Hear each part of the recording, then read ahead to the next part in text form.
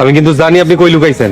Byron কি হয়েছে সাহেব? আপা মনে আপনি জান আমি আইতাছি। আরে দূর চলো। এই যে ভাই, আমি যদি খুঁজা বাইর করি আপনারা, তাইলে কিন্তু বিপদে পড়বেন। খবর চেয়ারম্যান হুজুরের কাছে যাইবো। যদি ভালো চান সামনে এসে খাড়ান। তুমি কার লগে কথা কও? এখানে তো কেউ নাই। চলো, আমার দেরি হয়ে যেতেছে।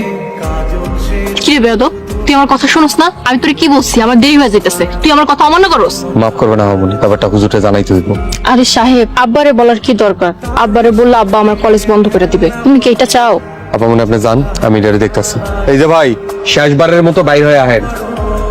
আপনি কে আর আমাকে ফলো করতেছেন কেন? আমি আমার মতো রাস্তা দিয়ে যাইতেছি, তাইলে আমাকে দেখে লুকাইলেন কেন? শুভ শুধু আমার বন্ধু, এর চেয়ে বেশি কিছু না। আমরা শুধুই জাসপেন। এই বয়সে পোলা মায়া বন্ধুত্ব ভালো না, বাড়ি চলে যান। এই গোলামের পুত, তোর সাহস দেখে আমি অবাক হয়ে যাই। তুই আমারে যারা করস, সাদিয়ার সামনে আমারে অপমান করস। আমি যার গোলাম, সেই আমারে কোনোদিন গোলাম ডাকে নাই। আপনি আপা মনে পরিচিত, তাই আপনার কিছু কইলাম না। আইসি তো অপমানের বদলা লইতে। এই মুহূর্তে আমার পাও ছুঁয়ে মাপ চাইবি, তাইলে তুই এই সুস্থ শরীর লয়ে বাড়ি ফিরে যাইতে পারবি। সুস্থ রাখার মালিক একমাত্র আল্লাহ, রাখে আল্লাহ, মারে কে? গোলামের পুত আমারে কি কয়? আরে ওই গোলামের পুত, তুই ভুইলা যাইস না তুই একটা গোলাম। পাও ছুঁয়ে মাপ চা, নাইলে তোরে পিটায় মাইরা ফেলাম একদম। কি হয়েছে শুভ? তুমি জানো না এই সময় আমি কলেজে থাকি? বিষয়টা খুব জরুরি। কি হয়েছে আমাকে বলবা একটু? তোমাকে গোলাম সাহেব আমারে মারছে।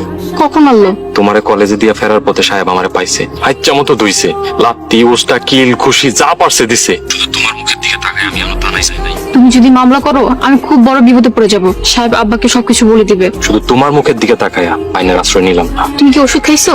কেমনে কামো জান, আমার তো এই মুহূর্তে পকেটে টাকা পয়সা নাই। আচ্ছা, তোমার কত লাগবে আমাকে বলো, আমি দিয়ে দিব।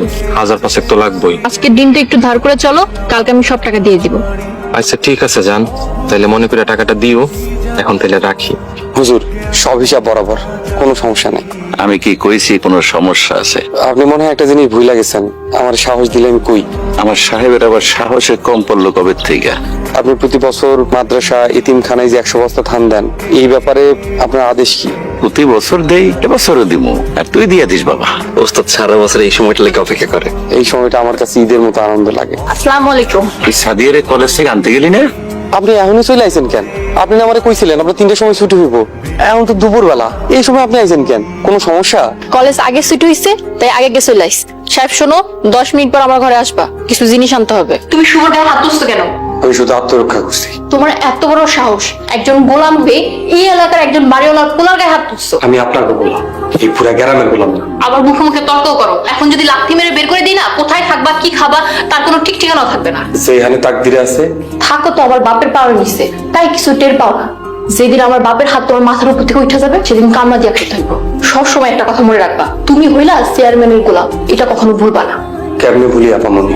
ইদানিং তো আপনি পদে পদে মনে করাই দিতেছেন, ভুলার তো কোনো উপায় নাই। আপামনি, হুজুর আমার বাপের মতো।